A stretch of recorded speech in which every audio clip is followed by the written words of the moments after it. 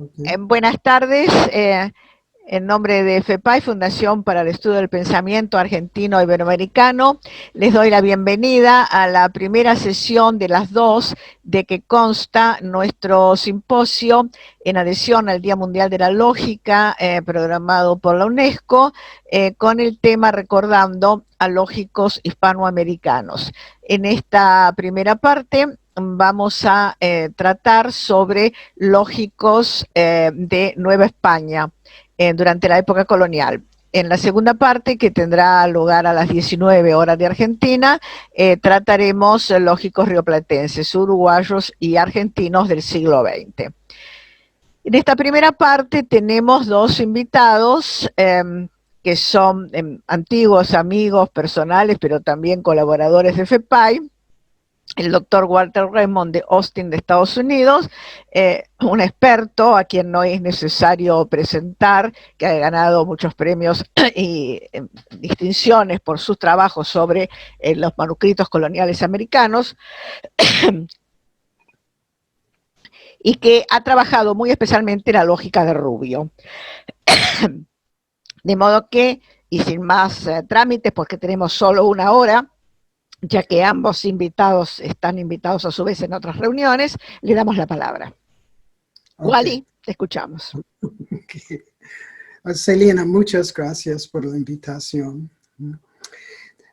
Quiero explicar breve y someramente la forma en que Antonio Rubio, autor jesuita español de la lógica mexicana, describe el enunciado lógico, es decir, el tipo de enunciado que los lógicos suelen emplear.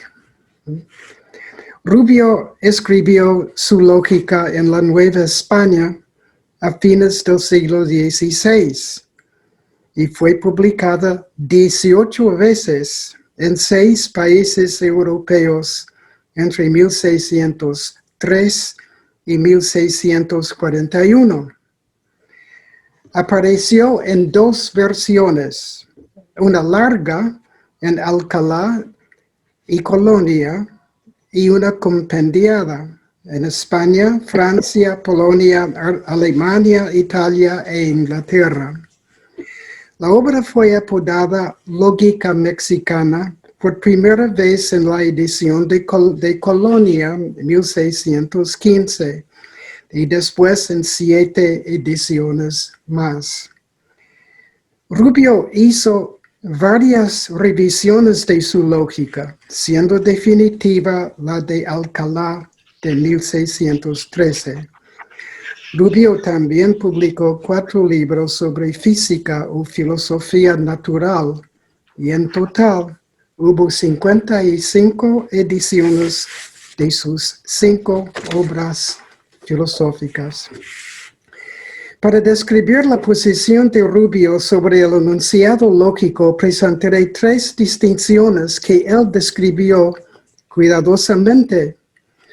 La primera distinción es conceptual, entre un concepto mental o formal, como decía, y un concepto objetivo. La segunda distinción es intencional, es decir, entre un enunciado que es de primera intención o de primer orden y uno que es de segunda intención o de segundo orden. La tercera distinción es meontológica entre un ente real y un ente racional o de razón, como decían, rationes. Como ejemplo de un enunciado lógico usaré hombre es una especie. Hombre se entiende como el universal que se dice de Sócrates y de otros hombres. Y especie es un predicable, como decían, es decir, un taxón o un clasificador, al igual que género. Usaré el enunciado Sócrates es un hombre como ejemplo de un enunciado ordinario, regular. Este tema, pues, pertenece a la teoría de la predicación. En cuanto a la primera distinción entre los conceptos mental y objetivo, podemos considerar de dos maneras a todos los enunciados, tanto los ordinarios, como Sócrates es un hombre, como lógicos, como hombre es una especie. El enunciado como tal puede considerarse de dos maneras, como un pensamiento privado en la psique de una persona o como el contenido de un pensamiento personal. Rubio llamó estos dos tipos, respectivamente, conceptos formales, es decir, pensamientos privados, y conceptos objetivos, contenidos abstractos. Los conceptos objetivos adquirían cada vez más importancia en la lógica de Rubio, como también en la filosofía escolástica en su tiempo. En los dos tipos de enunciados, lógico y no lógico, el filósofo propiamente enfoca lo objetivo y solo secundariamente lo mental o psicológico. Hoy se suele hablar de proposiciones en el sentido de aquello que un pensamiento indica o que una oración escrita u oral expresa. Por lo tanto, para Rubio, el enunciado en general, tanto ordinario como lógico, se aproxima a la noción de proposición. Según la segunda distinción, la de intenciones u órdenes, sí existe una distinción entre el enunciado ordinario, Sócrates es un hombre, y el enunciado lógico, ¿no? Hombre es una especie. Sócrates es un hombre, se llama de primera intención o de primer orden, en el sentido de que al universal hombre se dice de una cosa particular, Sócrates. En cambio, hombre es una especie, se llama de segunda intención o de segundo orden, porque el universal especie se dice del universal hombre, pero no de Sócrates. Sócrates, pues, no es la humanidad. Como diría Bertrand Russell, en el enunciado de primera intención, hombre, que está en el primer nivel de predicación, se dice de Sócrates, quien está en el nivel 0, pero el enunciado de segunda intención, especie, que está en el segundo nivel, se dice del universal hombre, que está en el primer nivel. Dicho de otra manera, el enunciado ordinario Sócrates es un hombre, pertenece al lenguaje objeto. El enunciado lógico, hombre es una especie, pertenece a un metalenguaje en torno al lenguaje objeto. La lógica, pues, solo trata indirectamente de cosas reales en el nivel 0. Estas cosas, pues, con sus propiedades, para el lógico, son variables. La tercera distinción es meontológica, entre los entes reales y los entes de razón, como decían, rationes. Los entes de razón son puramente racionales, por así decirlo, porque se encuentran solo en la razón. Este tema era cálido discutido a la sazón, y Rubio mismo tardó en formular una teoría que lo satisficiera. Rubio mencionó varios entes irreales, ficciones, carencias, negaciones, pero le interesaban principalmente los enunciados lógicos en los que los taxones de razón, como especie, género, etc., se dicen de entes abstractos como el universal hombre. En el enunciado lógico, hombre es una especie es de razón, porque no se dice el universal hombre según su propio contenido real, sino solo en cuanto está en la razón. Reuniendo pues las tres distinciones, podemos decir que para Rubio la lógica, y por cierto cualquier ciencia, maneja proposiciones que integran conceptos objetivos. Pero la proposición lógica se destaca por ser una proposición de orden superior, de segunda intención lógica y racional, de razón. Curiosamente, Rubio propuso en su primera versión su propia 11ª categoría para los entes de razón, al lado de las 10 categorías reales de Aristóteles. Esta 11ª categoría racional tiene una estructura parecida a las categorías reales. Hay 3 categorías de razón, no 10. La categoría de los tipos de relaciones taxonómicas, como especie y género, la categoría de los tipos de enunciados y la categoría de los tipos de argumentos. Rubio también define las proposiciones lógicas como relaciones, pero la descripción de esta doctrina compleja tendría que esperar otra plática virtual. Muchísimas gracias. Y las gracias a ti, Selena.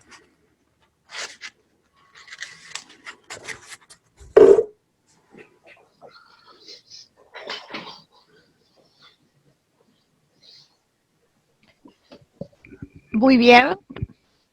Sí. Nada más, ya se ha terminado. Nada más, no he terminado. Muy bien. Para las preguntas luego habrá más tiempo. Vamos entonces ahora a dar la palabra al segundo invitado, el doctor Juan Manuel Campos Benítez, profesor de Lógica en la Benemérita Universidad Autónoma de Puebla, México, que además se ha dedicado mucho a la historia de la lógica medieval y renacentista, y ha trabajado diversos temas, especialmente en las cuestiones también de enunciados.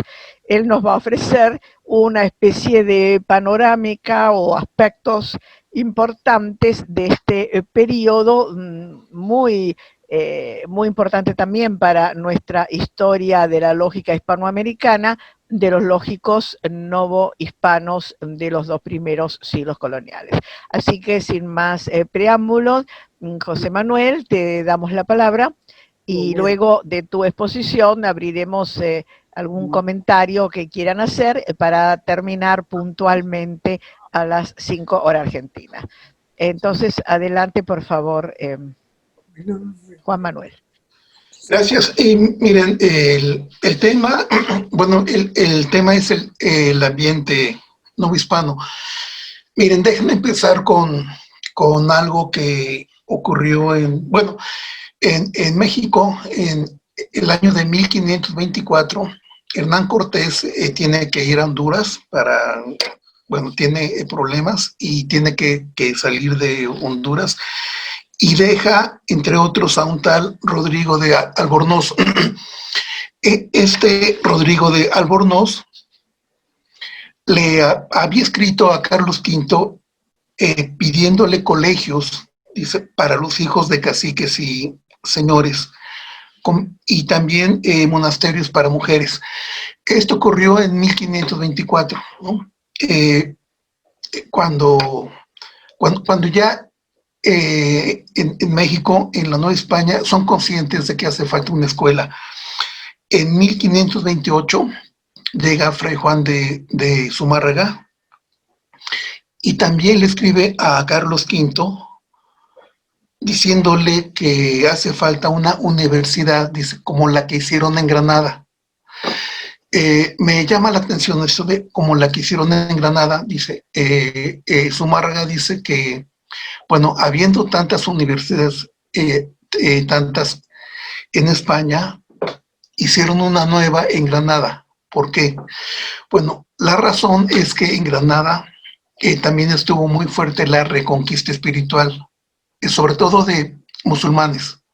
Había, no sé, el apóstol de Andalucía, el beato Juan de Ávila, convirtió a muchos en Andalucía.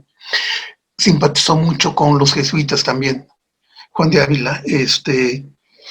Y Fray Juan de Zumárraga pide una universidad porque así como en Andalucía hay un montón de conversos, nuevos conversos, en la Nueva España hay otro montón, hay muchos conversos también, gente recién convertida, y por eso, así como en Granada les fundaron una universidad, aquí también hace falta una universidad, ¿no? Y le pide a Carlos V, al Papa, ¿sí?, que aporte, ¿no? Así como hay aportes para hospitales, también debe haber para la universidad, ¿no? Miren, esto también, Fray Juan de Zumárraga pide una escuela ya no para los hijos de caciques y señores, sino para los naturales en general y los hijos de españoles, ¿no? Su petición es un poco más amplia, ¿no?, que la de Rodrigo de Albornoz. Rodrigo de Albornoz parece que hizo cosas como encargado ahí de la Nueva España, hizo tranzas, ¿no? Hizo dinero fácil, ¿no? Y Fray Juan de Zumárraga no. Miren, también, bueno, lo que me interesa es que está en el ambiente esta idea de una escuela para conversos. Ahora, en Europa está fuerte lo de Lutero, está muy fuerte las ideas de Erasmo. Creo que la reforma ha sido poco entendida, ¿no? Muchas de las cosas que dijo Lutero también lo decían independientemente de Lutero, ¿no? Pues creo que esto es fácil de entender. Las críticas a la venta de indulgencias, ya había esto, ¿no?, desde antes. Las críticas a, por ejemplo, el uso de la retórica o de la dialéctica para convencer a alguien para que dé dinero, también eso ya había pasado antes, ¿no? Pero de todos modos, en España, en esos años, había el problema de, bueno, el Lutero era un hereje. Ideas parecidas a las de Lutero serían vistas como heréticas, aunque no provinieran directamente de Lutero, ¿no? En España había, por ejemplo, algunas personas como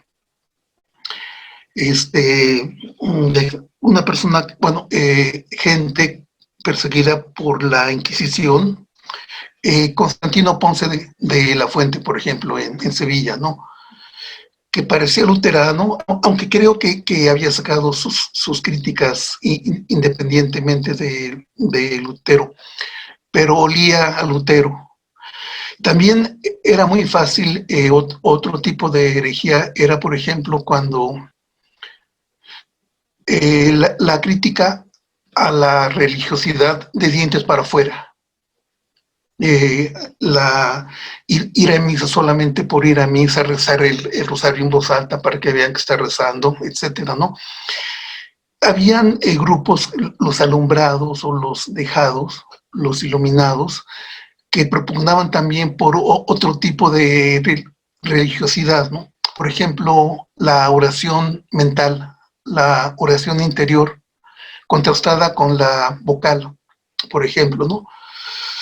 Los jesuitas, por ejemplo, practicaban mucho la oración mental, tanto que aunque algún papa, no sé, un Pío V, no sé, tuvo que decirles, saben que tienen que volver a la liturgia y al rezo en comunidad, porque si se van solamente por la oración interior, adiós liturgia y adiós oración en comunidad, ¿no?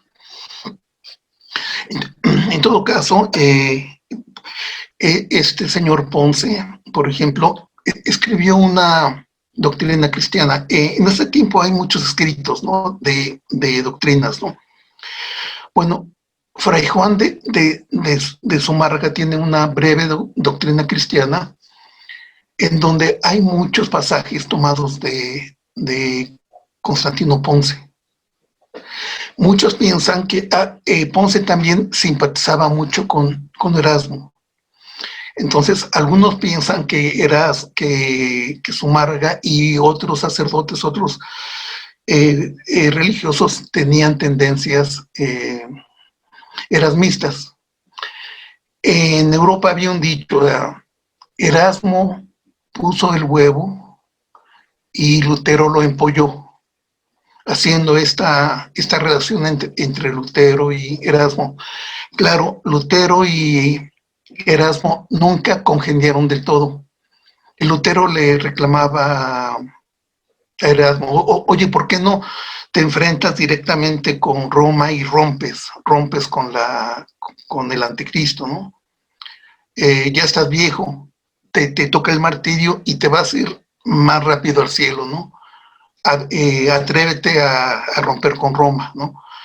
Erasmo nunca rompió con Roma, y las diferencias, y había serias diferencias entre ellos, ¿no? Como el problema del libre albedrío, ¿no? Con esta tesis de Lutero de siervo arbitrio contra la tesis de Erasmo, ¿no?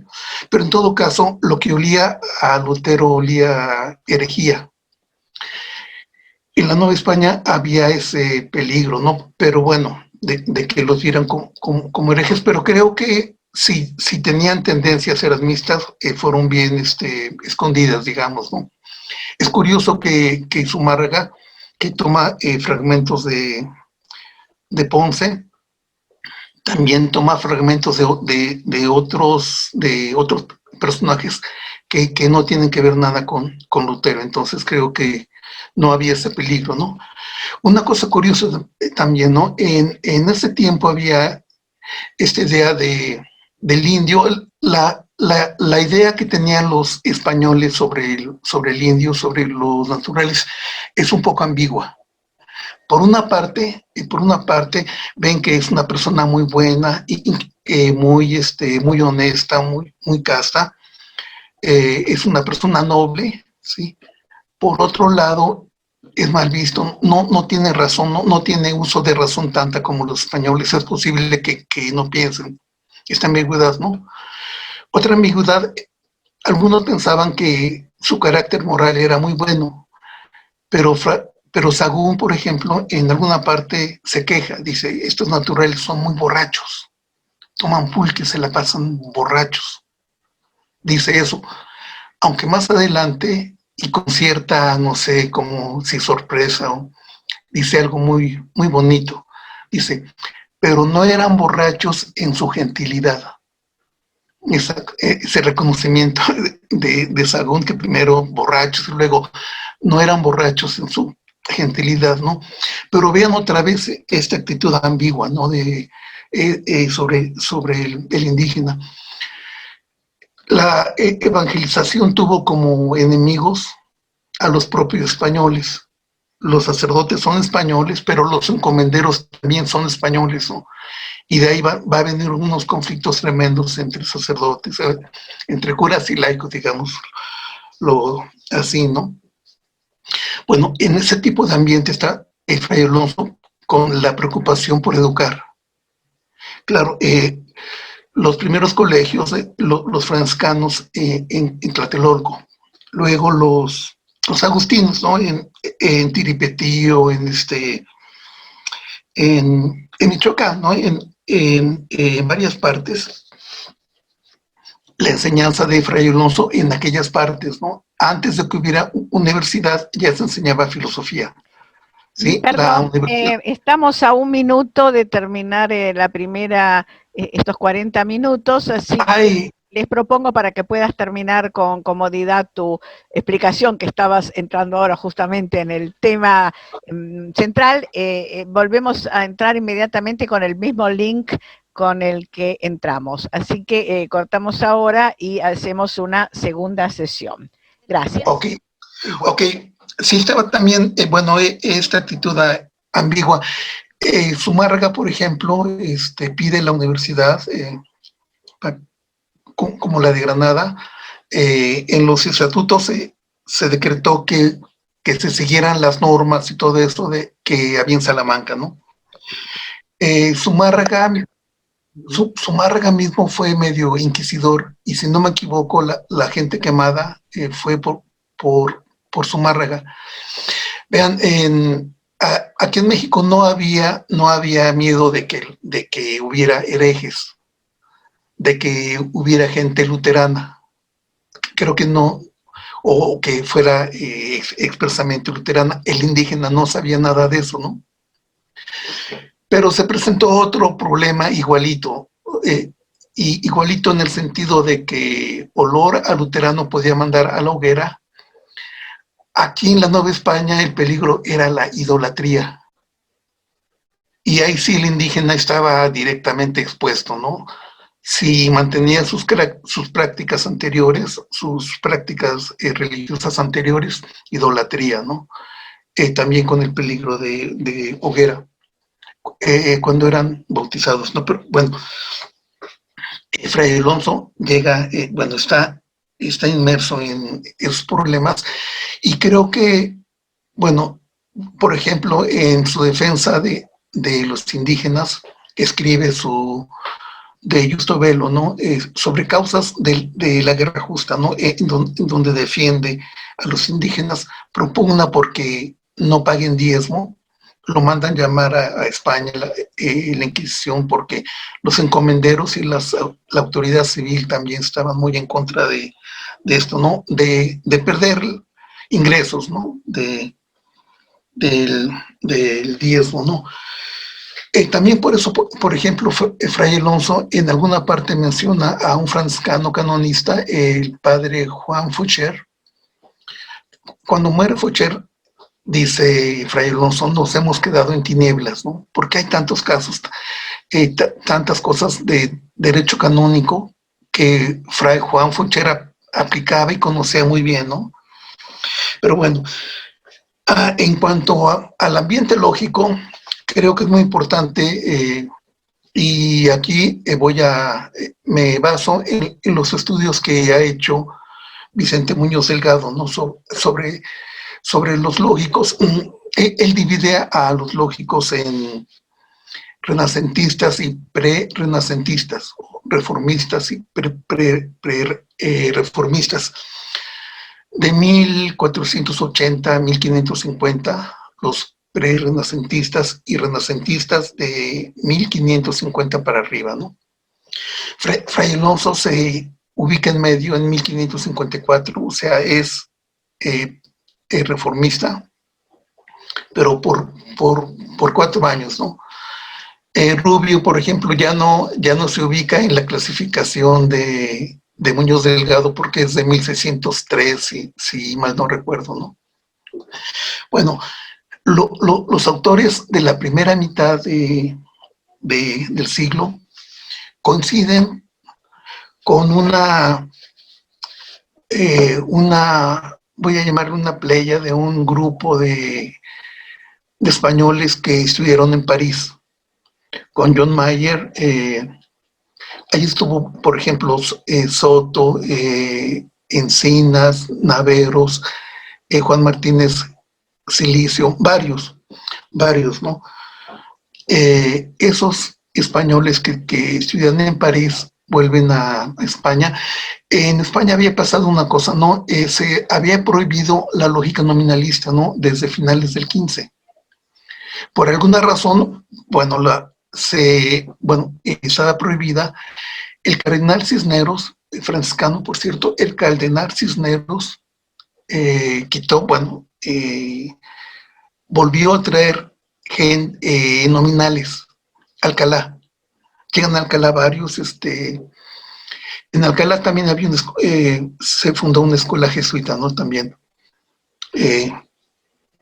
Los jesuitas ahí en Alcalá tuvieron problemas con el arzobispo de Toledo, ¿no? Pero eso es otra historia, ¿no? Bueno, llegan a Alcalá, Salamanca, para no quedarse atrás, trae gente también de París, ¿no?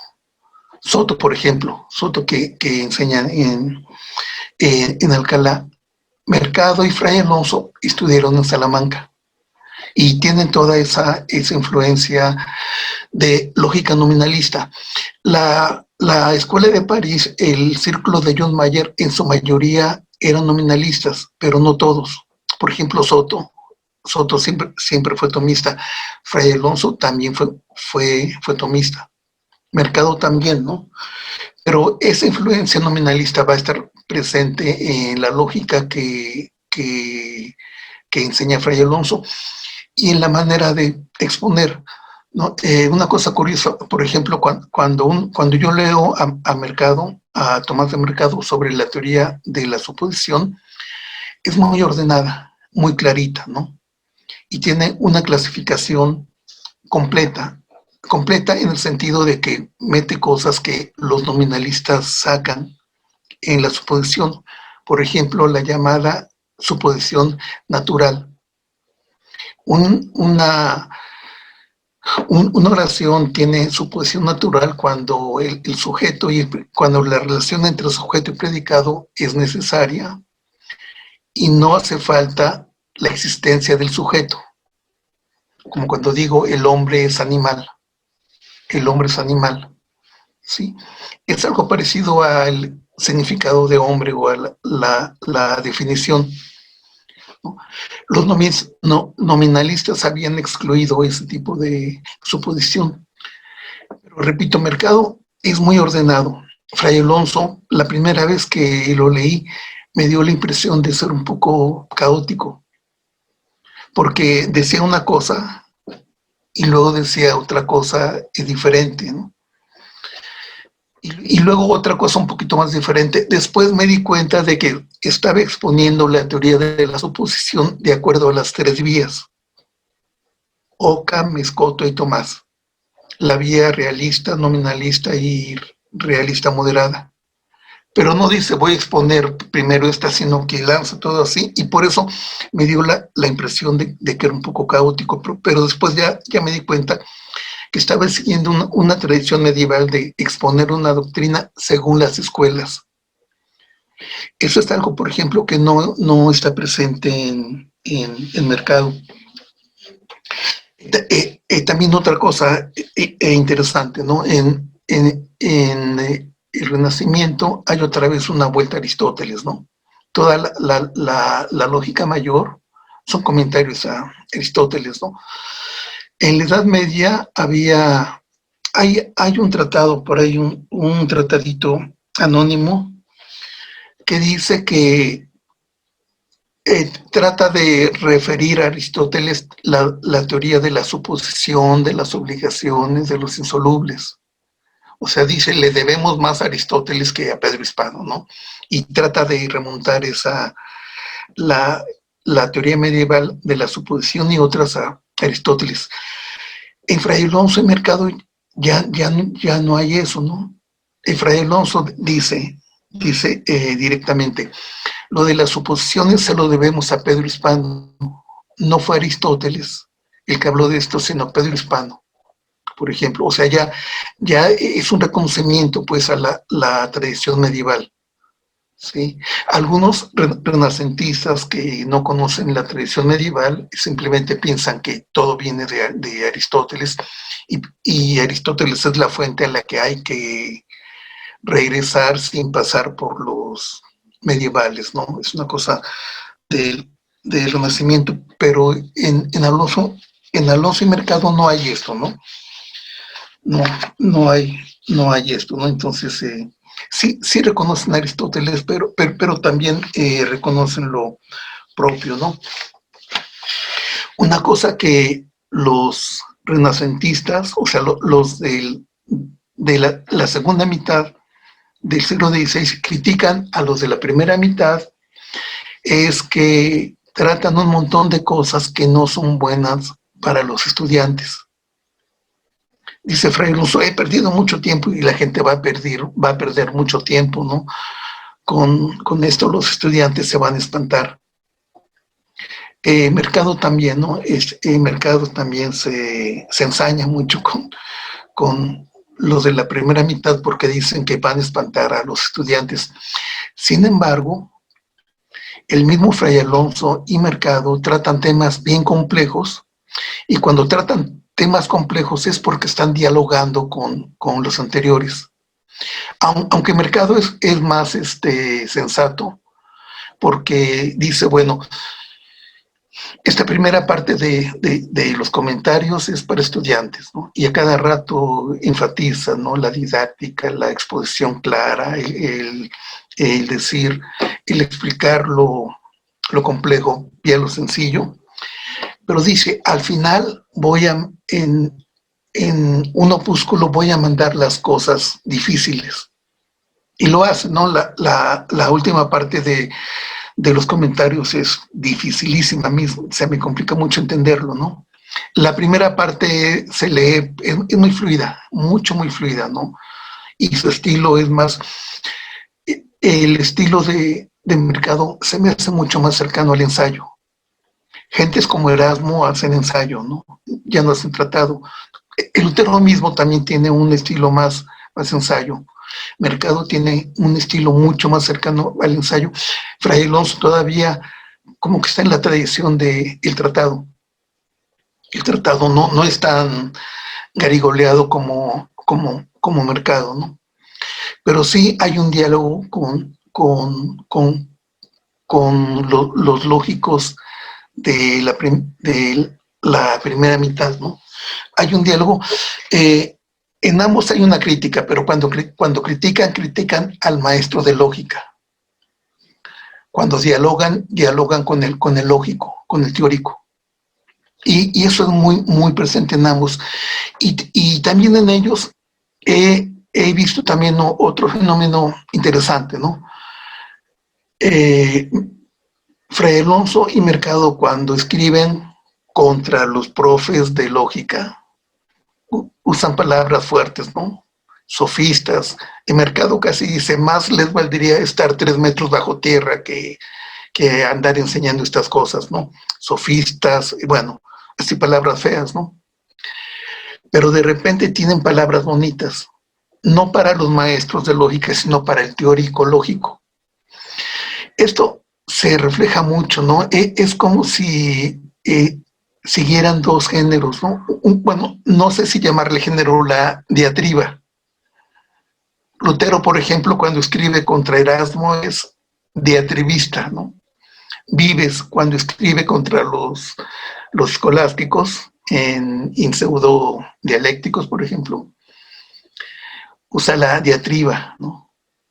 También los hispanos usan la diatriba, pero si ustedes van a los que serían documentos prefatorios, ahí aparece mucho la imagen de espejo de la diatriba.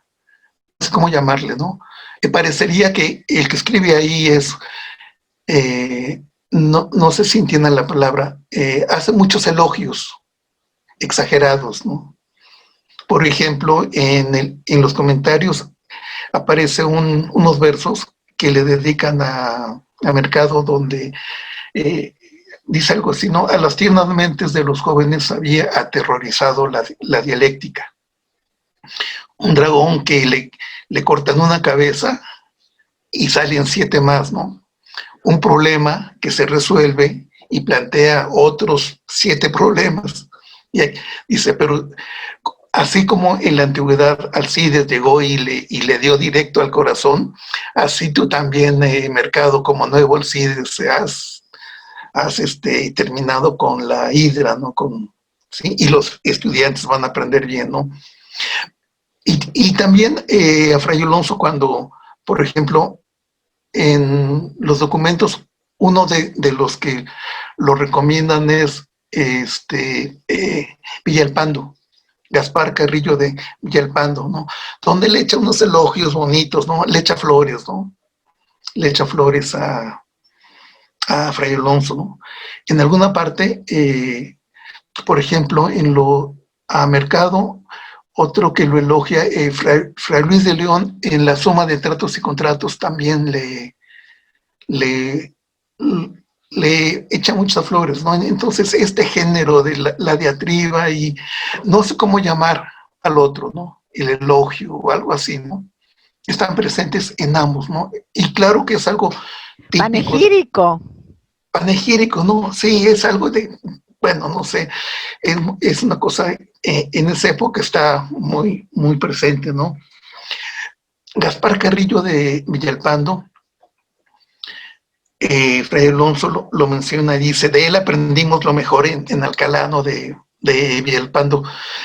Gaspar Carrillo de Villalpando, que pertenecería a la primera época, ¿sí? Fue maestro de Fray Alonso. Villalpando es al que mencionan en el Quijote. No recuerdo si en algún capítulo de Quijote, cuando no sé si es el cura o un licenciado, ¿no? Habla con Don Quijote. Don Quijote le pregunta si conoce las cosas de caballería, el amadís, no sé. Y este personaje le contesta, sépase pues a merced que sé más de libros de caballería que de súmulas de Villalpando. Una cosa curiosa, Villalpando está mencionado en el Quijote, ¿no? En esta, quiere decir que tuvo buena fama, ¿no? El Quijote salió la primera parte en 1605, ¿no? Y Villalpando es de la primera mitad del 16, ¿no? Bueno, estas cosas están muy presentes en obispados, ¿no? Una diferencia entre Mercado y Fray Alonso, y no sé realmente a qué se deba, ¿no? Cuando critican a los prerrenacentistas, Fray Alonso siempre da nombres, siempre da nombres, no critica a Soto, critica a Encinas, critica a Isbarroya, alaba a Villalpando, a Pedro Ciruelo, a Kittelman, ¿no? Mercado nunca da nombres. Siempre habla de los humoristas, los dialécticos, los neotéricos, los modernos, ¿no? Pero nunca da nombres propios. Nunca, ¿no? Sí, menciona, claro, a San Agustín, Santo Tomás, Aristóteles, ¿no? Pero nunca da nombres. Es algo que no me explico, no sé a qué se deba, ¿no? El que no dé nombres propios, ¿no? No sé, hay una diferencia como casi 20 años entre las, ¿cómo se llama? Entre las súmulas de Fray Alonso, Recognitius Sumularum, y los comentarios de Mercado. Hay como 20 años, ¿no? Pero no me explico por qué no da nombres, ¿no? Mercado, ¿no? Las críticas, miren, hay unas cosas que Mercado, que Fray Alonso toma muy en cuenta. Por ejemplo, cuando menciona por ejemplo, Encinas. Encinas murió en la década de los 20, ¿no? Pero Fray Alonso lo menciona como si fuera su contemporáneo, ¿no? Por ejemplo, dice, hay esta tesis, fulanito dice esto, ¿no? Pero Encinas opina diferente. Él piensa tal cosa, ¿no? Cuando hace esto, es porque está dialogando con sus contemporáneos, ¿no? Claro, es un diálogo, no es un diálogo, es un diálogo, si quieren, teórico, ¿no? Y es un diálogo que refleja mucho las discusiones, ¿no? Por ejemplo, hay una tesis, ¿no? Dice alguien, ¿no? Creo que es Barroya, ¿no? Dice, la proposición, si Dios no existe, entonces Dios existe. Dice, esta proposición es verdadera y necesariamente verdadera. ¿Por qué? Porque el antecedente, si Dios no existe, es imposible. Y de lo imposible se sigue cualquier cosa. incluyendo Dios existe. Es verdadera también porque el consecuente, Dios existe, es necesario. Y una verdad necesaria se sigue de cualquier cosa, incluyendo de una proposición imposible.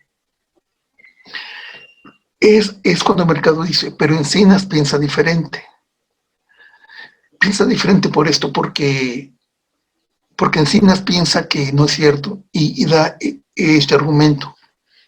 Cuando yo digo, si Dios no existe, entonces Dios existe, estoy tomando la verdad de la oración por su contenido. Por su contenido. Formalmente hablando, tiene la forma no P implica P. Y si le hacemos una tabla de verdad, ¿sí? Hay un caso en donde el antecedente es verdadero y el consecuente falso. Hay un caso. Entonces la oración no es necesaria. ¿Sí? Bueno, miren, con esto quiero dar un ejemplo del tipo de discusiones que hay entre ellos, ¿no? Se habla mucho, pues hablan mucho entre ellos, ¿no? Están dialogando los renacentistas con los prerrenacentistas. Es una cosa muy bonita, porque en otros ámbitos no hay este diálogo. En el ámbito humanista, renacentista, se quita la lógica. Erasmo, por ejemplo, decía, ¿no? Si hay que enseñar lógica, que sea la de Aristóteles y no la de las escuelas. O sea, esa idea de borrar de un plumazo la lógica escolástica, ¿no? En los novohispanos tenemos ese diálogo abierto con su tradición, ¿no? Escolástica y medieval, ¿no? Y miren, creo que, que eso es lo que quiere decir, ¿no? Hay otras cosas, pero me llevarían a otros temas, ¿no? Miren, algo de mercado, ¿no? Para que vean también su grado de sutileza, ¿no? Hay una en lógica hay una discusión, ¿no? ¿Qué pasa si tenemos una oración y el sujeto no existe, ¿no? Si es falsa o verdadera, ¿no? Sí, por ejemplo, te digo, Don Quijote anda por el patio de mi casa, ¿no? Bueno, si Don Quijote no existe, no puede ser verdadera. Mercado dice, bueno, pero hay casos en donde para la verdad de una oración se requiere que el sujeto no exista. Por ejemplo, ¿no? El anticristo es engendrable. No podría ser engendrable si existiera. Entonces tenemos una oración donde el sujeto no existe, pero la oración es verdadera. La de Pedro construyó una casa. ¿Sí? No podría ser verdadera si la casa ya existiera, ¿no? Y entonces no como esta sutileza, ¿no? Los ejemplos pueden parecer triviales, pero el trasfondo teórico es importante, ¿no? Y es lo que Mercado no está tratando de hacer, ¿no? Otras cosas también interesantes de Mercado, ¿no? Cuando habla dice, hay un pleito entre los sumulistas sobre si un término singular, digamos un nombre propio, puede tener referencia múltiple. El término hombre tiene referencia múltiple porque se refiere a muchos hombres, ¿no? Pero dice el término singular, como Don Quijote, ¿no? O Pedro, ¿no? Dice, bueno, se da esta disputa entre los dialécticos y algunos dicen que sí, porque el término singular se refiere al vivo, al engendrado, ¿sí? Y al posible. La misma palabra se refiere al joven, al niño y al viejo. O sea, está diciendo esto, la referencia hay que tomarla de acuerdo también a estados temporales. Y por eso el mismo término singular se refiere a muchos, pero en diferentes intervalos temporales, en diferentes mundos posibles, ¿no? Incluso, y tiene una frasecita, Dios es el único que llama por su nombre al que no existe. O sea, el individuo meramente posible, ¿no? Que es conocido en la mente divina, ¿no? ¿Sí? Y claro que lógicamente se refiere a tipos de referencia, ¿no? Se refiere a la modalidad y a muchas cosas muy complejas, pero interesantes y actuales, ¿no? Actuales, ¿no? No son interesantes porque sean actuales, ¿no? Sino porque son verdaderas, creo yo, sus teorías, ¿no? Y miren, y con esto termino. Muchas gracias por la invitación, Celina, ¿no? Y gracias por escucharme. Muchas gracias a los dos expositores y te agradezco especialmente, Juan Manuel, que te hayas referido a nuestro querido amigo Vicente Muñoz, que tanto trabajó por la historia de la lógica hispánica, hispanoamericana, que tiene una obra inmensa y que merecería un reconocimiento en estos días dedicados a la lógica y lamentablemente no lo tienen. Es un recuerdo y un homenaje que nos debemos porque él ha trabajado muchísimo esto. Como tenemos muy poco tiempo, porque ambos se tienen que ir a las otras sesiones, los pongo en comunicación. Si Wally quiere decir algo sobre lo que tú has dicho o viceversa, entonces en unos pocos minutos podemos cubrir ese punto y si hay alguna pregunta para responder brevemente, de modo que en pocos minutos más podamos dejarlos libres para continuar ustedes en otras sesiones. ¿Quieren decirse algo mutuamente?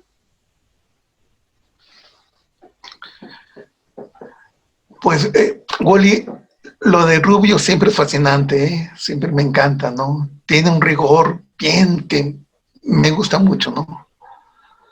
Quizá por el tema, ¿no? La lógica mayor, ¿no? Pero siempre ese rigor y la manera en que lo expones también siempre me encanta. Wally, gracias. Es que Wally es un experto en Rubio. Sí. Wally, ¿quieres decir algo? No, me gustó mucho, ¿no? Tu ponencia, Juan, y es evidente tu entusiasmo por esas cosas, o sea, que hace que, ¿no? Que vivan, ¿no? Esas controversias, ¿no? Es una cosa muy bonita.